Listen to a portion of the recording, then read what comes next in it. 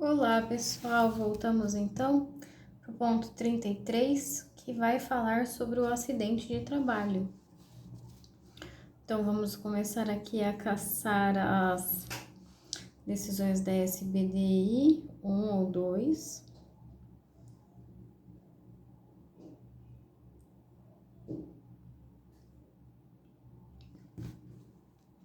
Tô vendo aqui sexta turma, sétima turma. A sétima, ela menciona aqui os termos da jurisprudência da corte. Então, vamos ver. Pensão mensal decorrente de acidente pode ser acumulada com salário em caso de continuidade do contrato? Nos termos da jurisprudência pacificada nesta corte, a continuação do contrato com o recebimento dos salários não afasta o direito do reclamante à pensão deferida, uma vez que, enquanto aqueles se relaciona com a realização do serviço, ele tem um caráter contraprestativo. Este visa, como já dito, compensar a redução da capacidade laboral afetada pelas condições de trabalho. Ou seja, os institutos salário e pensão possuem fatos geradores distintos. Fato de terceiro exclui a responsabilidade objetiva?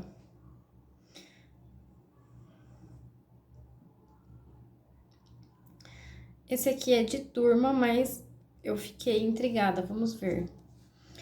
Quinta turma. Mesmo na seara da responsabilidade objetiva, é possível a ocorrência de excludente capaz de afastar o nexo de causalidade, como, por exemplo, a culpa exclusiva da vítima ou fato de terceiro.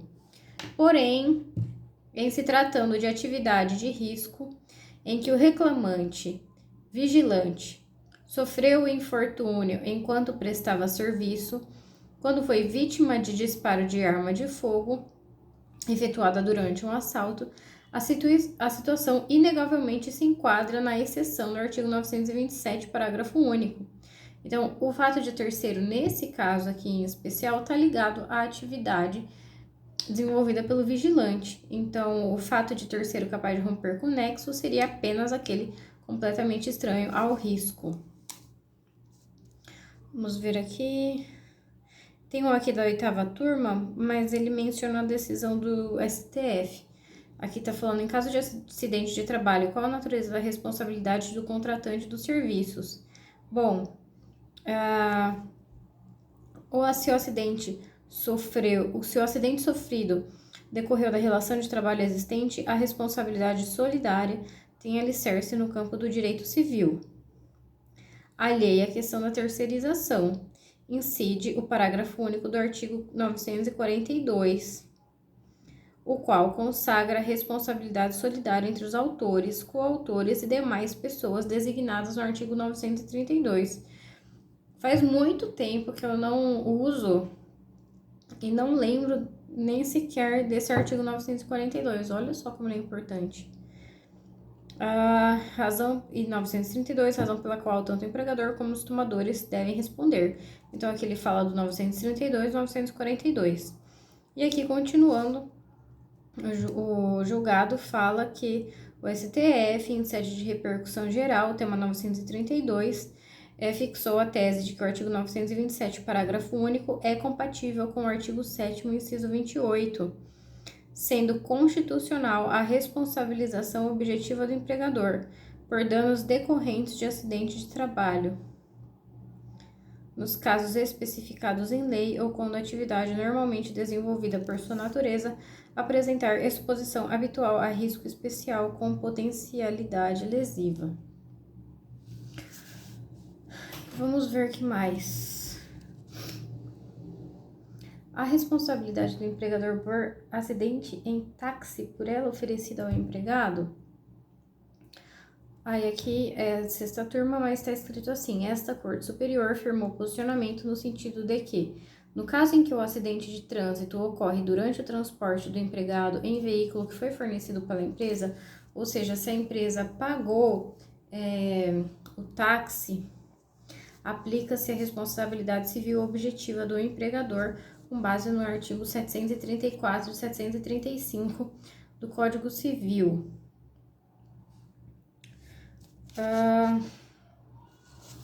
Valor de seguro pode ser abatido da indenização por acidente de trabalho? Aqui é quarta turma, mas está falando da jurisprudência no TST, que é no sentido de que as indenizações a título de seguro de vida e acidentes pessoais e aquelas deferidas em juízo decorrentes de dolo ou culpa do empregador em razão de acidente de trabalho, na hipótese do empregador arcar exclusivamente com o pagamento das parcelas do seguro, são deduzíveis no que se refere aos danos materiais. Então, se o empregador arcou sozinho com o pagamento do seguro, ele vai poder deduzir esse valor do seguro dos danos materiais que ele irá pagar. E aí continua. O seguro de que trata o artigo 7º, inciso 28 da CF é o seguro de acidente de trabalho, SAT. Contribuição obrigatória a cargo da empresa destinada à Seguridade Social, conforme a graduação do risco de acidentes. Isso está lá no artigo 22, inciso 2 da Lei 8.212. E tal seguro obrigatório não se confunde com seguro privado facultativo pago exclusivamente. Então, aqui não está falando do SAT, né? Está falando de outros seguros facultativos pagos pelo empregador. Outro artigo, outra decisão. Dono da obra responde por acidente de trabalho? Essa aqui é da SBDI 1, de dezembro de 2020. Está falando aqui que é inaplicável no caso de acidente a OJ 191 do TST. OJ 191 da SBDI 1.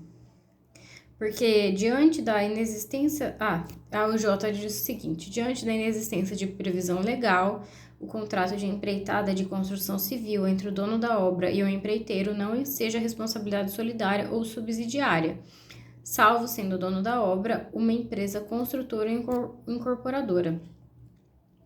E aí continua, não aplica essa OJ por quê? Porque o afastamento da responsabilidade do dono da obra nos contratos de empreitada, nos moldes previstos na OJ mencionada, constitui uma exceção à regra geral da responsabilização e diz respeito tão somente às obrigações trabalhistas em sentido estrito contraídas pelo empreiteiro, o que não é o caso das indenizações pelos danos decorrentes de acidente de trabalho, que possuem fundamento em responsabilidade civil. Então, a gente não aplica a OJ 191, aplica-se, essa J é só para as obrigações trabalhistas, e aqui acidente de trabalho tem como base a responsabilidade civil. E nesse caso, de acordo com o artigo 942, a responsabilidade é solidária. Continuando, a responsabilidade civil de empresa de transporte em caso de latrocínio sofrido pelo motorista quando a ofensa não se relaciona com atividade de risco? Ai, ai, ai. Essa aqui é da terceira turma.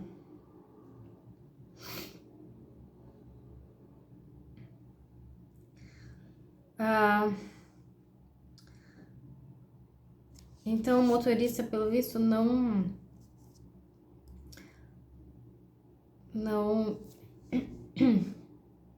transportava nada de valor, porque tá falando aqui que não se relaciona com atividade de risco. Bem, aqui a terceira turma usou o seguinte argumento: a jurisprudência do TST é no sentido de considerar objetiva a responsabilidade por danos morais resultantes do evento assalto e seus consectários relativamente a empregados que exercem atividade de alto risco, tais como motoristas. Enquadra essa situação dos autos para o caso, enquadrando-se a situação dos autos nessa hipótese. E aqui, para a terceira turma, o fato de que o assaltante apenas roubou o celular, isso não tira a responsabilidade civil da reclamada, uma vez que a responsabilidade não decorre da natureza do roubo. Está atrelado, na verdade, com o risco da atividade de motorista. E aqui vale a pena... Bom, vale a pena nada. Isso é de terceira turma. A gente tem bastante coisa pela frente. Vamos ver. Sétima turma. Aqui, deixa eu ver se ele fala de jurisprudência. Não. Aqui, uma DSBDI 1. Aplica-se a responsabilidade civil em caso de piloto de avião empregado de empresa que não exerce atividade de transporte aéreo? Piloto do avião, mas a empresa não é de transporte aéreo. Se nem mesmo nesse caso aplica-se a responsabilidade civil. Vamos ver. Aqui é a SBDI 1 de março de 2021. O paradigma apontado considera não aplicável a responsabilidade objetiva a empresa que atua no transporte aéreo privado e desde que haja recebimento de seguro. Ah, porque tem eu quis pular, mas não adianta, olha. Tem uma regra específica, veja, o colegiado consignou que se aplica ao caso em tela. Na verdade, se aplica então, neste caso, o artigo 256, parágrafo 2º, a linha A e 257 do Código Brasileiro de Aeronáutica, visto que o dispositivo legal alcança todos os trabalhadores que atuam com transporte aéreo. Então, quando é assim, a gente aplica este artigo e não o Código Civil. E note-se que o paradigma apontado considera não aplicável a responsabilidade objetiva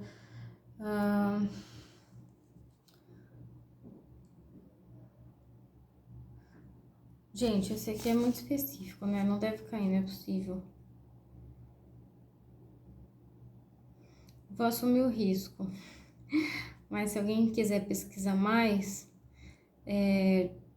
foi julgado em 19 de março de 2021 pelo ministro Alexandre Luiz Ramos. Bem,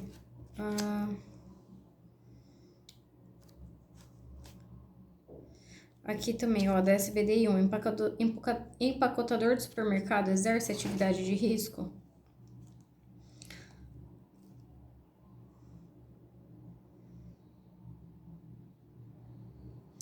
Não é o caso da aplicação disso. Na verdade, não, a gente não tá discutindo sobre isso, eu acho. Ah, eu tô lendo, desculpa, eu tava lendo a adesão errada. Aqui, ó, jurisprudência desta corte. Esse aqui é da sétima turma, mas tá mencionando a jurisprudência da corte e diz que em situações semelhantes envolvendo assalto em atividade que não configura risco, não constata a omissão culposa do empregador. Então, não incide a responsabilidade objetiva. Então, se o empacotador do supermercado sofre um assalto, não cabe aqui a responsabilidade objetiva. Agora sim, a que eu estava aqui procurando. É possível imputar a responsabilidade subsidiária ao ente público quando contrata a empresa para operacionalizar obras de construção civil? E aqui a SBDI 1 entende que não é o caso de aplicação de súmula 331, mas sim da UJ 191, o que diz que o contrato de empreitada de construção civil entre o dono da obra e o empreiteiro não enseja responsabilidade solidária ou subsidiária nas obrigações trabalhistas, salvo se o dono da obra for empresa construtora ou incorporadora, e que a jurisprudência atual, iterativa e notória desta Corte, ao examinar caso semelhante, atribui à administração pública a condição de dono da obra. Então, responde como dono da obra. E que a dona da obra não tem responsabilidade, salvo se for empresa construtora ou incorporadora, que não é o caso da administração pública.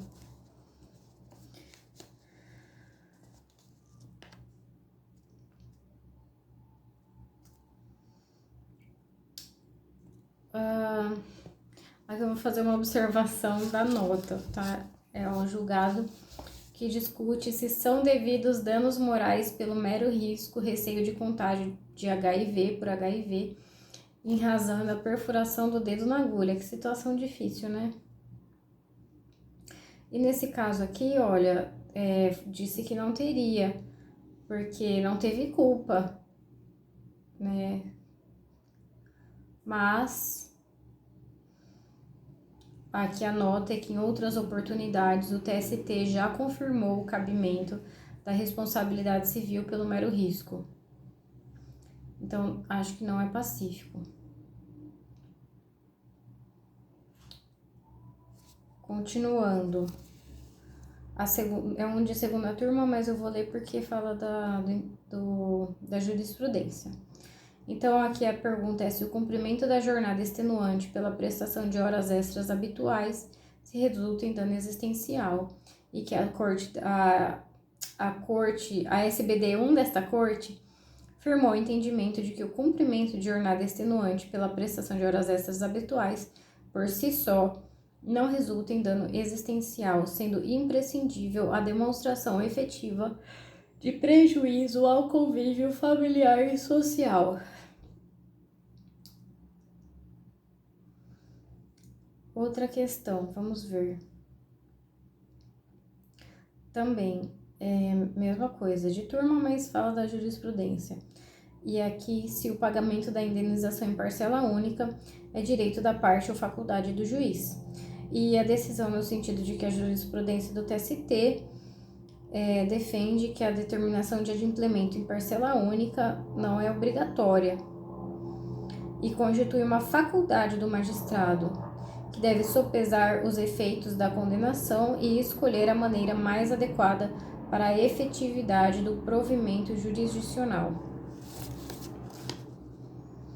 Interessante, então, geralmente, acho que de acordo com o artigo 950, a vítima pede, mas vai do juiz verificar no caso concreto se concede ou não.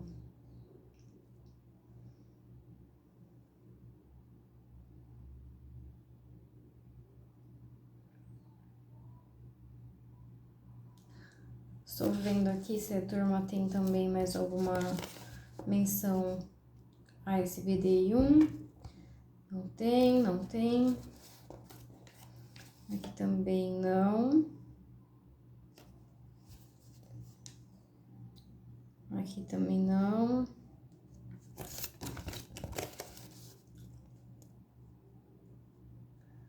Também não. Segunda turma. Sétima turma. Aqui. Sexta turma.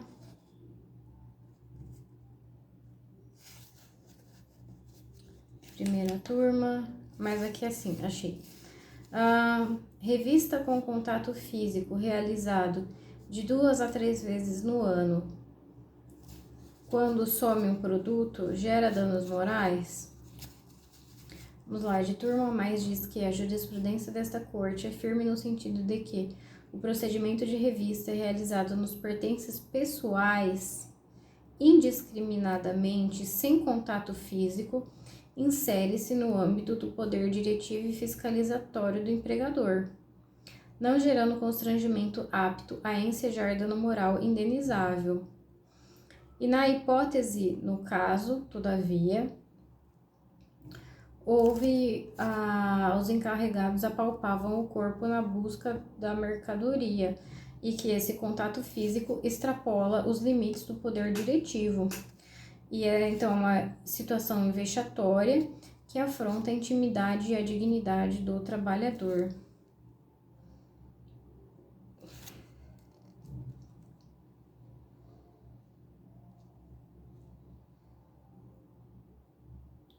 Aqui eu vou mencionar, é de turma, mas acredito que é pacífico, que o atraso no pagamento das verbas rescisórias por si só não dá direito a dano moral, a indenização por dano moral. Porque gera outro direito, gera o direito ao recebimento da multa do 477. Mais interessante aqui mencionar que acho que não gera a presunção de veracidade, nada obsta que o empregado comprove. Se ficar demonstrado, acredito que é possível deferir, mas assim, a mera alegação e o mero descumprimento não dão direitos. Continuando, são cumuláveis o salário e os danos materiais decorrentes da diminuição da capacidade laborativa? Nós vimos que sim. Continuando, gera dano moral em re ipsa a preterição de candidato aprovado em concurso público para contratar terceirizados, e aqui é da SBD 1 mesmo, de janeiro de 2021, e diz que depende-se do acórdão que a reclamada praticou ato ilícito. E a preterição de candidatos nessa situação acarreta a lesão a direitos da personalidade e, consequentemente, o direito à reparação por dano moral. Nesse caso, não precisa o empregado demonstrar o constrangimento ou prejuízo sofrido, pois presumido em face da frustração do direito subjetivo à nomeação. Nossa, que interessante! Ele não tem direito a dano moral presumido quando não recebe as verbas rescisórias, né, como nós acabamos de ver, mas tem, né, pela preterição ao cargo público. Então, ele não precisa sequer demonstrar constrangimento, pois presumido, pois diante da frustração do direito subjetivo à nomeação. Próximo, é lícita a revista pessoal com a utilização de detector de metais? E aqui a jurisprudência no TST, no sentido de que a conferência pelo empregador de pertences, bolsa, sacola, mochila, etc., realizada sem discriminação entre empregados, não configura dano moral. A diferenciação entre a revista pessoal e a revista íntima embasa-se em entendimento. Considera-se que a conferência dos pertences do empregado, revista pessoal, realizada de forma indiscriminada, é uma medida razoável, inserida no poder diretivo, diferentemente do que ocorre na hipótese em que o empregado é obrigado a despir-se ou a algum contato físico. No caso, a revista realizada por detector de metais de forma isolada não gera prejuízo, porque não causa contato físico. Então, não há uma situação vexatória. Oitava turma. São cabíveis danos pré-contratuais em caso de rompimento injustificado das tratativas? Essa aqui é da segunda turma, mas vou ler um resumo, que é interessante, né? A ruptura imotivada das tratativas decorre de má-fé contratual, pela violação dos deveres de lealdade e informação, e criação da expectativa frustrada pela quebra da negociação em seu estágio final. Aqui é quando o estágio é final. Sendo assim, em razão da responsabilidade pré-contratual e do dano moral e material pela perda de uma chance causado por rompimento das tratativas em fase avançada de negociação, é possível vislumbrar, né, visualizar a violação ao artigo 422. Depois a gente tem aqui a sexta turma, sétima turma.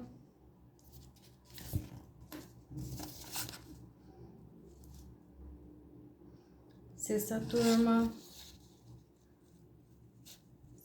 turma, mas aqui já está grifadinho. A cabível indenização por danos morais em caso de vinculação das pausas para idas ao banheiro. Ai, gente, cada coisa, né, que tem. E aqui tá assim, conforme a jurisprudência majoritária do TST, a restrição ao uso de banheiro é abusiva quando considerada na aferição do desempenho para fins de remuneração do trabalhador. Não se trata de um reconhecimento automático de danos morais pelo descumprimento da NR 17. Anexo 2. Trata-se de inequívoca lesão à integridade psicobiofísica resultante de controle indireto, porém efetivo, por meio do qual a empresa impõe ao trabalhador o constrangimento de evitar as pausas a fim de não ter perda remuneratória sistemática que pode resultar em danos à sua saúde. Aqui, ó, as pausas dos empregados eram utilizadas como critério de pagamento de tipo de um bônus, inclusive com divulgação interna das pausas em geral. O próprio sistema de vinculação de pausas à perda de remuneração já inibe de forma inequívoca as idas ao banheiro. Mais grave, havia a divulgação do ranking de pausas. Então aqui tá falando que inibe a ida ao banheiro, né? Apesar de falar que não proíbe, mas ao vincular ao salário, à remuneração e ao divulgar, inibe. Então é a mesma coisa, de certa forma. Agora aqui, SPDI 1. Prática de cantos motivacionais rendem seja a indenização por dano moral coletivo? A jurisprudência recente, emanada desta subseção, orienta-se no sentido de reconhecer a caracterização de dano moral coletivo, quando caracterizado o descumprimento por parte do empregador da legislação trabalhista, e que a imposição de obrigação de dançar e cantar hinos motivacionais gera dano à coletividade. Revistas em bolsas e sacolas gera dano moral? Como nós vimos, se não expor a intimidade do empregado, se não ofender a sua privacidade, como é o caso de revista em bolsa e sacola, não gera dano moral. Vamos ver aqui. Ocorre dano extrapatrimonial de natureza grave na situação de limbo previdenciário?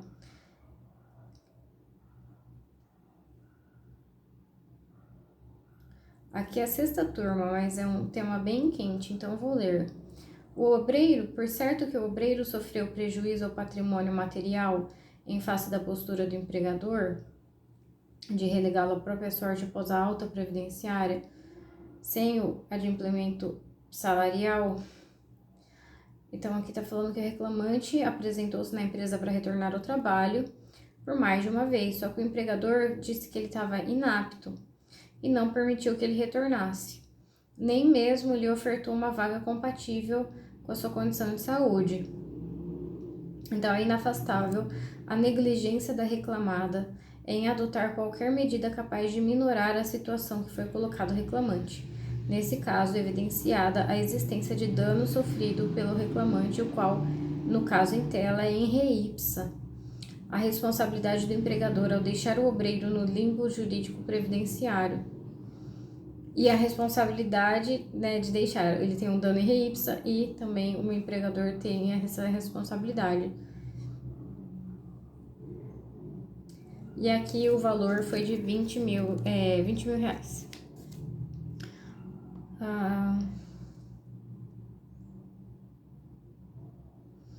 Aqui é interessante um julgado de sexta turma falando que aplica-se a Convenção 111 da OIT Administração Pública. Então, que ela não pode, né, discriminar. Isso é de sexta turma. Aqui, quarta turma, mas aqui tá falando se o empregado de banco postal, vítima de 7 assaltos, deve ser indenizado. Meu Deus! Coitada, cada caso concreto, né? A condenação está de acordo com a jurisprudência do TST, que tem decidido reiteradamente que o objetivo é a responsabilidade civil quanto a danos ocasionados a empregados vítima de assalto em ambiente de trabalho e cuja atividade seja de alto risco. Então, a atividade de risco gera, sim, direito à indenização por dano moral.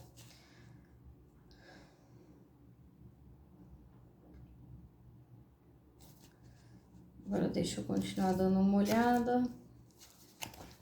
Essa é a última, olha, do 33. Atraso reiterado de salário gera dano moral? Esse aqui eu fiquei curiosa, é de turma. Mas ela tá falando aqui, ó, a jurisprudência. Aqui, ó, a jurisprudência tem feito distinção quanto a atraso salarial e atraso rescisório. Assim, tem considerado pertinente o pagamento de indenização por dano moral nos casos de atraso reiterado no pagamento salarial mensal. Ainda bem que eu li, ó, eu não sabia.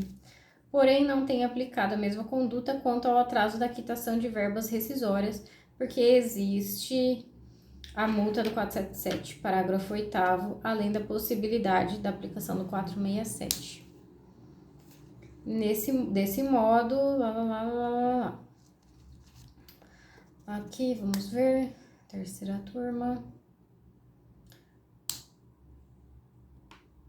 sexta turma, terceira turma. Esse aqui tá falando que para SBDI1, câncer de próstata é considerada uma doença estigmatizante. Aqui é a quarta turma, mas tá falando que a jurisprudência da SBDI é no sentido de considerar devido o pagamento de compensação por dano moral ao empregado que desempenhe transporte de valores na situação desta função não configurar a atribuição para a qual for contratada. Então, tem que pagar dano moral. Porque, nesse caso, a pessoa está realizando essa atividade sem habilitação técnico-profissional. Aí, aqui continua. A revisão do valor... não, tudo bem, tá revendo o valor. Mas, então, quando a pessoa não foi contratada para isso, incide dano moral.